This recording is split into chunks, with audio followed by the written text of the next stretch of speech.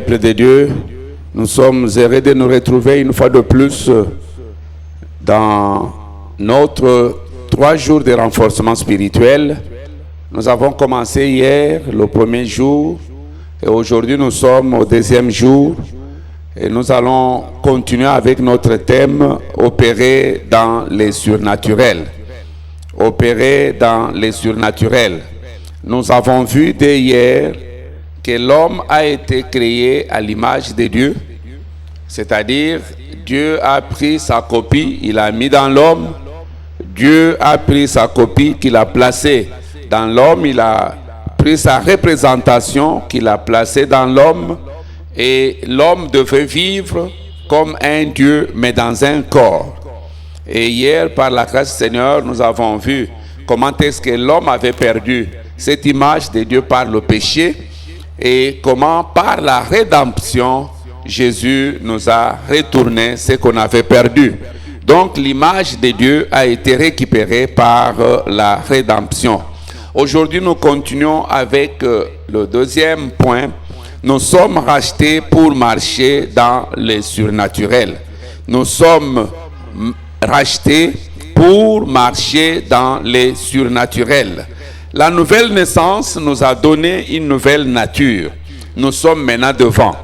Dans Jean chapitre 3, le verset 8e, lorsque le Seigneur parle avec Nicodème, nous connaissons comment est-ce que Nicodème est allé vers lui, comment est-ce que Nicodème lui a parlé, comment lui aussi l'a répliqué à Nicodème. Mais dans Jean chapitre 3, le verset 8e, Jésus dit, « Le vent souffle où il veut, et tu en entends le bruit, mais tu ne sais d'où il vient et où il va. Il en est ainsi de tout homme qui est né de l'esprit. » Quand tu es né de l'esprit, tu deviens un vent. Excusez-moi.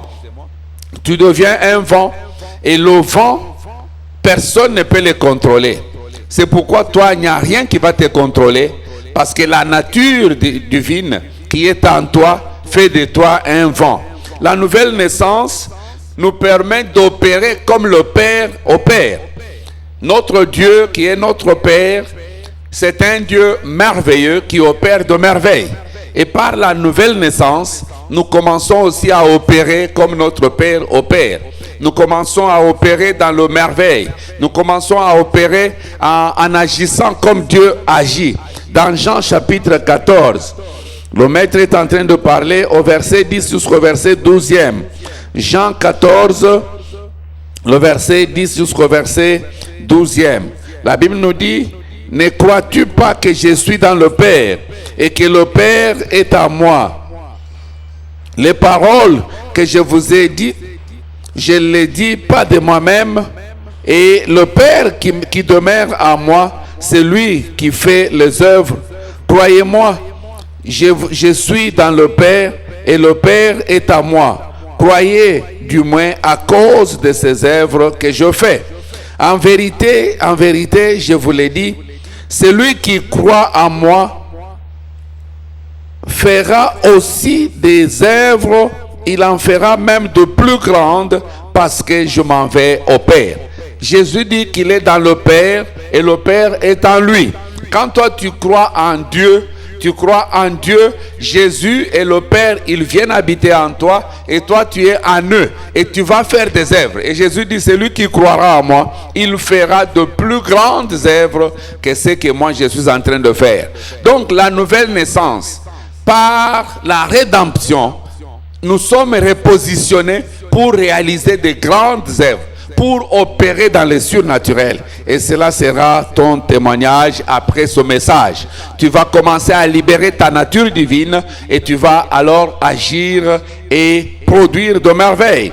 Le monde et la création tout entière, ils sont en train d'attendre notre manifestation. Dans Romains chapitre 8, le verset 19 à 21, Romains chapitre 8, le verset 19 à 21, la Bible nous dit, Romains chapitre 8, le verset 19 à 21, il dit, aussi la création attend-elle avec un ardent désir la révélation du Fils de Dieu.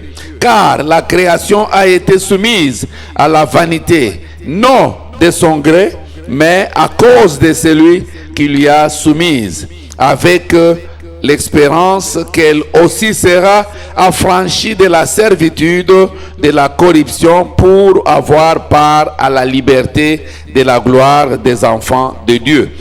Dès que tu es né de nouveau, tu deviens libre et tu as part à la gloire des enfants de Dieu. La gloire des enfants de Dieu, ce sont des grandes œuvres, ce sont des merveilles. Et en commençant par aujourd'hui, toi tu vas commencer à opérer dans les merveilles parce que tu es un enfant de Dieu. Mais comment je peux opérer dans le surnaturel? Pour opérer dans le surnaturel, il nous faut certaines forces. Nous avons besoin d'engager certaines forces, et parmi les forces que nous allons engager, aujourd'hui nous voyons la force de la prière et du jeûne. La force de la prière et du jeûne. Tout enfant de Dieu qui veut opérer dans le surnaturel, il doit avoir du temps, il doit avoir les moments où il doit prier, il doit avoir du temps, il doit avoir les moments où il doit être en jeûne. Le jeûne et la prière, ce sont les deux forces qui font qu'un enfant de Dieu puisse opérer dans le surnaturel. Dans Ésaïe 58, le verset 6 et le verset 8, la Bible nous dit dans Ésaïe 58, le verset 6, il dit: voici les chaînes auxquelles je prends plaisir. Détache les chaînes de la méchanceté, dénoue le lien de la servitude, renvoie libre les opprimés, et que l'on rompe toute espèce de joug. Le verset 8, alors ta lumière poindra comme l'aurore et ta guérison germera promptement. Ta justice marchera devant toi et la gloire de l'Éternel t'accompagnera. Lorsque un chrétien gêne, lorsqu'il prie, il accède à la gloire de l'Éternel. Et avec la gloire, on opère le merveille.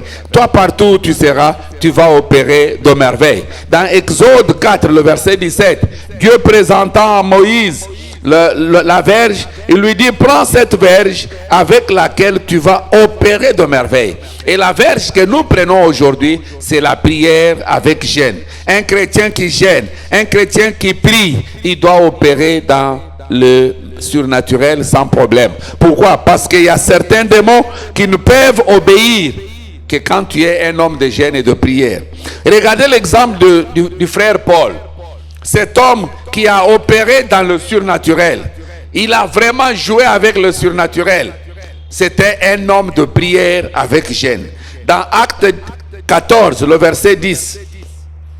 Acte 14, le verset 10. J'ai cité ce passage hier. Acte 14, le verset 10. La Bible nous dit: lorsque Paul a vu cet homme, il crie d'une voix forte: lève-toi. Il lui dit: lève-toi droit sur tes pieds. Et il s'éleva d'un bond et marcha. À la vue de ce que Paul avait fait, la foule éleva la voix et dit en langue lycaonienne: le Dieu sous une forme humaine sont descendus vers nous. Le Dieu sous une forme humaine sont descendus vers nous. Le surnaturel fera que partout où tu seras, que les gens déclarent qu'un Dieu sous forme humaine est descendu vers nous. Mais Paul, c'était un homme de jeûne et prière. Paul, c'était un homme de jeûne et prière. Il priait, il jeûnait. On a la force. Qu'est-ce que le jeûne et prière apporte? Le jeûne et prière nous revêtent de la puissance. Le jeûne et prière nous revêtent de la puissance. Et avec la puissance, tu peux maintenant continuer, tu peux opérer, tu peux commander le surnaturel. Beaucoup de chrétiens sont faibles parce qu'ils ne veulent pas jeûner, ils ne veulent pas prier. Le jeûne et prière, ce n'est pas une punition. Dans Matthieu 17, le verset 19 à 21, nous connaissons cette histoire de cet enfant qu'on a amené aux disciples de Maître. Tu peux être disciple de Jésus et tu es faible. Tu peux être disciple de Jésus mais tu n'as pas de puissance. Pourquoi? Parce que tu n'as pas le temps de jeûner, tu n'as pas le temps de prier. Et le Maître a chassé ces démons. Et les disciples ont dit: mais Maître, pourquoi nous, on n'a pas pu réussir? Le Maître leur dit: de tels démons ne partent que par jeûne et prière. Là, Jésus était en train de catégoriser les démons. Il dit: il y a certains démons qui peuvent partir quand tu as parlé, même si tu n'as pas jeûné. Il y a certains, le fait que tu es enfant de Dieu, parce que tu portes la nature divine, tu peux chasser ces démons-là. Mais il y en a d'autres, pour qu'elles partent, Pour que ces démons-là partent, il faut que tu gênes, il faut que tu pries. Bien-aimé, tu dois avoir du temps. Tu dois avoir du temps. N'attends pas seulement le jeûne décrété par l'Église. Et en ce moment ici de confinement, il y a beaucoup qui sont confinés, qui confinent même leur nourriture. Non, c'est le temps où on doit plus gêner, le temps où on doit plus prier pour avoir de la puissance, afin qu'après ce confinement, quand toi tu vas sortir, tu commandes les surnaturels. Toi tu vas commander les surnaturels partout où tu seras. Lève-toi là où tu es et commence maintenant à prier pour la grâce de gêner et de prier. Pendant ces 3 jours, nous sommes en jeûne et prière. Nous allons clôturer demain. Mais il y en a beaucoup qui se disent non, le programme là est annulé parce que nous sommes en confinement. Non, tu peux gêner chez toi, tu peux prier chez toi afin que tu sois revêtu de la puissance. Et avec cette puissance, tu peux commander les surnaturels. Élève ta voix là où tu es. Commence à prier pour la grâce. La grâce de gêner, la grâce de prier, la grâce d'être fort, la grâce d'être un homme de prière, une femme de prière, une femme de gêne, un homme de gêne. La grâce là est donnée et Dieu donne la grâce à toute personne qui la demande. Père, dans le nom de Jésus, nous te prions pour la grâce. Laisse que toute personne qui a besoin de la grâce de gêner,